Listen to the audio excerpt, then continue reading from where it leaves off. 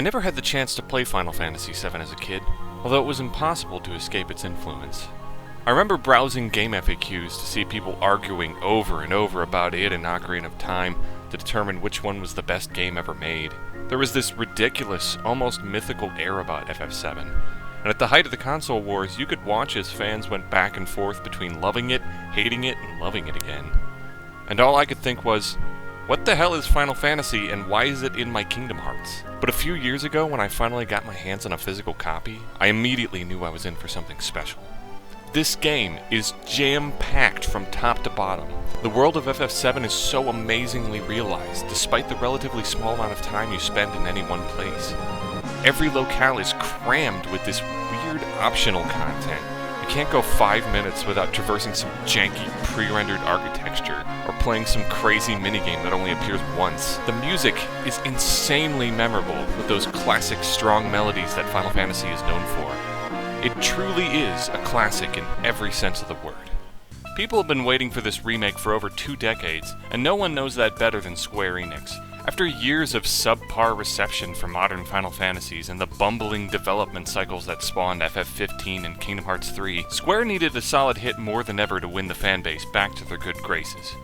But the question remains, did they make a good game? Mostly. But first, let's talk unskippable cutscenes.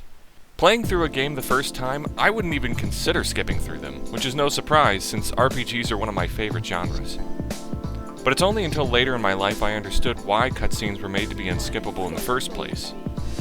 Load times! And bad game design. Playing a cutscene in a video game normally takes significantly less resources than playing the game itself, so game developers tend to use cutscenes to avoid having to stick you on a loading screen, and make the transition between areas more seamless. The second and more obvious reason for cutscene is exposition. Developers might determine that there's something critically important that the player needs to understand, such as introducing a new mechanic or delivering important story information. But over time, most people realized they didn't want to sit through a 5-minute cutscene every time they wanted to refight the same boss, so it became the standard to include the option to skip them. But in the past generation, developers have devised new, more subtle ways to cover these moments. Tailing missions, forced slow walking sequences, those segments in The Last of Us where you're moving floating platforms. They all have the same thing in common, in that they pretend to be gameplay, but slow you to a crawl and rip the camera away from you. They give you the illusion of control, but don't be fooled, these are just cutscenes. The difference is, you can't skip these. If you see a character duck under a log, or run down a suspiciously long hallway, it could be to give you a breather between action sequences, but it's more likely to mask load times. I find these to be much more insidious than a regular cutscene, as it can make the normal movement of a game become sluggish or artificially restricting. It's unfortunate then that after the fantastic bombing run sequence which takes up the first hour of the game, you're forced into multiple sequences where you have to slowly sidle against a wall, crawl through tunnels, and pace behind slow NPCs. Whether or not this is an issue largely depends on your tolerance, but I found them to be a bit too numerous to not be distracting. And it's especially a shame, because the second you get away from them, you get to the real meat of the game, the combat. I don't know what hole they pulled the combat designers out of, but I encourage Square to gather them into a hunting party and systematically hunt down everyone who made Final Fantasy XIII. I can't let them make another one. When Cloud swings his sword, dudes go flying through the air. Specials are brisk and have just the right amount of variety. Transitioning between characters is snappy, and setting up combos is easy to trigger with a single button press. I would be willing to recommend Remake on its combat alone, it's that good. Controlling any individual character may not be very complex, but there's a very satisfying weight to your actions in combat. I especially appreciate when you hit the menu and you can just see chaos blasting around you. And the bosses, whew! If you thought the basic combat was fun, bosses jack everything up to 11. You get these great cinematic moments interspersed with these crazy, over-the-top attacks, as a lot of the bosses from the original game come back with a dramatic mechanical and visual overhaul. As you fight them, they constantly add new phases and attacks, all while the soundtrack is ramping up in the background. I don't think there's a single boss that didn't have me sitting with a huge smile on my face. They're all fantastic, and fairly challenging to boot. My only real complaint is early mob encounters can be destroyed in only a few seconds, even on the hardest initial difficulty. It's one of the reasons the earlier parts of the game tends to drag a bit, since I was just chomping at the bit to get back to the action. I want to give special appreciation to the enemy design, as a lot of the enemies have weakness to a particular materia you can exploit. But there's always a way to beat enemies with your basic moveset and some decent timing. And most importantly, general combat still feels great regardless of whether you have the exact right tool on hand. The general plot of Remake goes up until the end of Midgar, and as many people were astute to note, this means that they needed to add a lot of new content. Which, of course, means new characters, mini-games, expanded world building, and side quests. Many of the existing areas are padded expanded to accommodate for a 25 to 40 hour playtime. This means new boss fights, new areas, and more non-puzzle puzzles than you can shake a stick at, and be beaten with that stick relentlessly. I wonder if this is what pulling out your own teeth with a pair of pliers feels like. No, at least then I'd feel something. Old story beats are given a new, gorgeous coat of paint, and are almost universally as good or improved from their PlayStation counterparts. New interactions can range from new, thirsty characterizations, additional moments with the main cast, and new NPCs like the slum inhabitants, Shinra employees, and characters that can best be described as rejected FF13 characters. Like, nobody dresses like this. What the hell? There are some great new additions that really flesh out Midgar, which are unfortunately mixed in with some that are at worst forgettable but not distracting. A lot of old areas are updated, most of them being rebuilt from the ground up or expanded to become massive, sprawling dungeons, almost all of them ending with an over-the-top boss encounter recognizable from the original game.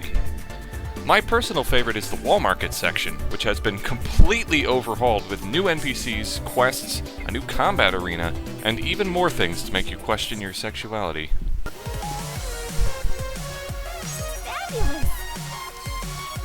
Delicious! What the fresh am I looking at? No gay bathtub scene though, so it does lose a few points with me. Side content is fine. Nothing particularly thrilling here, but it is mostly optional. If you've played FF15 or any other subpar RPG in the last 10 years, you know what you're getting. Fetch quests, rat killing, hunting down children, I'm sorry! that sort of thing. There's some obvious dips in quality overall, and they just happen to coincide with some of the newer content, but that's more of a testament to the strength of the main plot. Small details really stand out here, like seeing materia show up on your weapon, seeing some of the people who work for Shinra that aren't cartoonishly evil, and seeing the effect your party's rampant terrorism have on the common folk. I do wish that materia that added new moves like Deadly Dodge and Parry would have been part of the general moveset, but they can always add that in later installments. I'm also a big fan of the general convenience features, like the game pointing out important treasure and giving you access to your party's equipment even when they aren't with you. And it's nice that the game tells you straight up that once you beat the game, you can go back and pick up missable items.